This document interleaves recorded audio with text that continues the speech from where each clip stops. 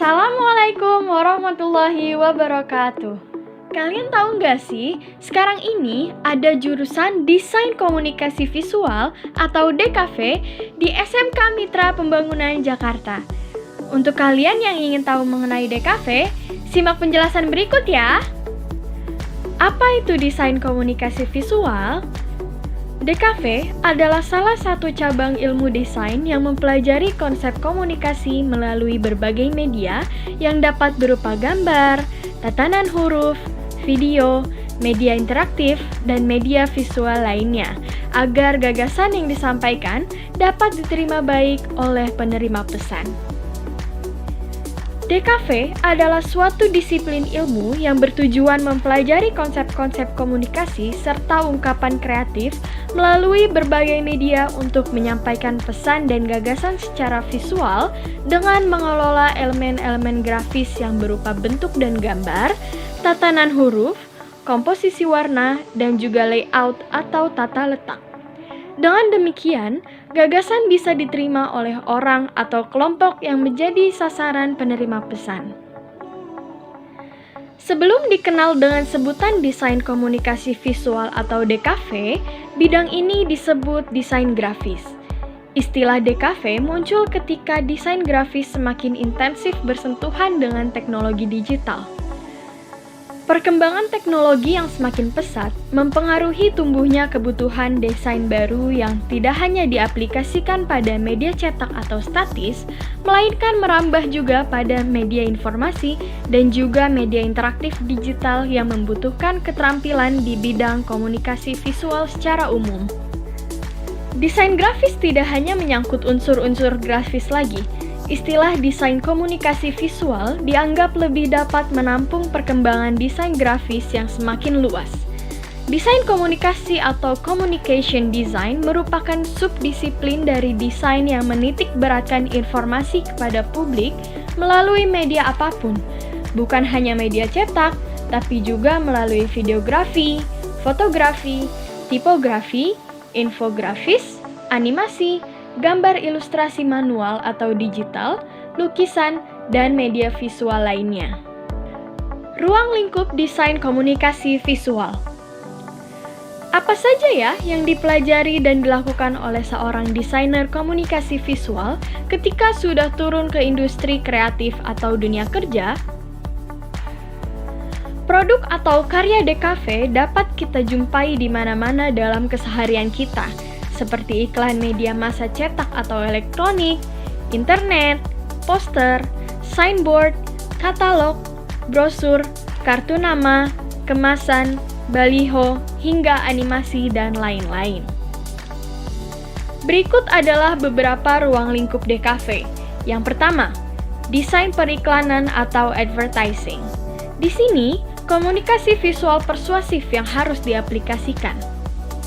Yang kedua, desain identitas usaha atau corporate identity seperti logo, kop surat, brand book, company profile, hingga background sosial media.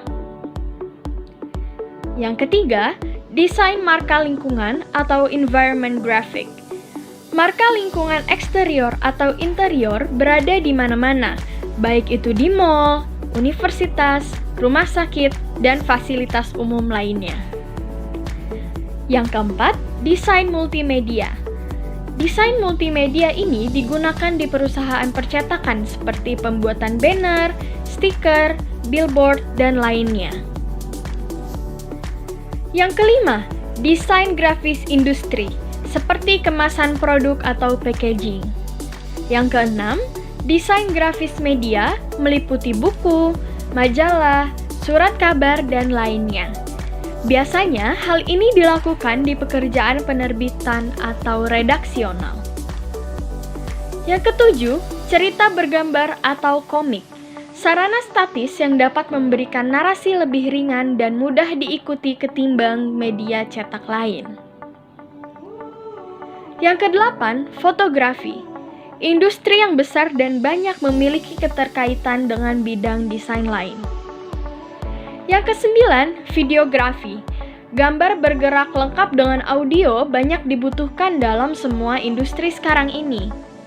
Yang ke-10, Ilustrasi sebagai konteks tambahan untuk memperjelas dan pelengkap dari suatu informasi. Yang ke-11, animasi.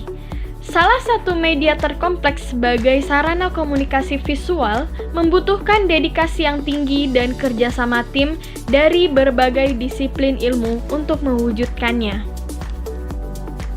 Ke-12, media interaktif.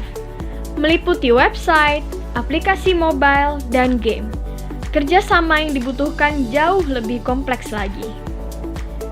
Cabang ilmu desain komunikasi visual. Karena banyaknya ruang lingkup yang harus dijamah oleh desain komunikasi visual, maka konsentrasi yang lebih mengerucut juga diperlukan. Pembagian-pembagian konsentrasi DKV biasanya terdiri dari desain grafis, desain multimedia, fotografi, videografi atau perfilman, dan desain permainan atau game design. Fungsi dan tujuan desain komunikasi visual. Desain komunikasi visual memiliki 3 fungsi dasar, yaitu yang pertama, sarana identifikasi. Identitas perusahaan dapat mengungkapkan pesan dan gagasan perusahaan tersebut. Begitu juga dengan produknya, harus memiliki identitas yang mencerminkan nilai jual dan kualitas produk tersebut, sehingga produk itu dapat mudah dikenali dan baik citranya yang akan berdampak pada angka penjualan. Yang kedua, sarana informasi dan instruksi. Misalnya peta, diagram, simbol, infografis, dan penunjuk arah. Pesan akan dianggap berguna jika disampaikan komunikan yang tepat dan pada kondisi yang tepat, juga dalam bentuk yang mudah dipahami, kemudian dipresentasikan secara logis dan konsisten. Contohnya, seperti tanda dan rambu lalu lintas, simbol telepon umum, toilet, restoran, dan lain-lain yang bersifat informatif dan komunikatif dan mudah dibaca oleh orang dari latar belakang berbeda, sehingga komunikasi visual ini haruslah bersifat universal. Yang ketiga, sarana presentasi atau promosi. Tujuan ini pun dapat kita lihat ketika para pengusaha yang menyebarkan pamflet atau poster sebagai promosi untuk memberitahukan informasi bahwa terdapat produk yang dapat digunakan oleh konsumen. Singkat, jelas, dan padat akan mudah diingat oleh pembaca. Demikian penjelasan mengenai DKV. Menarik bukan? Untuk informasi lebih lanjut, kalian dapat menghubungi nomor berikut. Ayo segera daftar. Wassalamualaikum warahmatullahi wabarakatuh.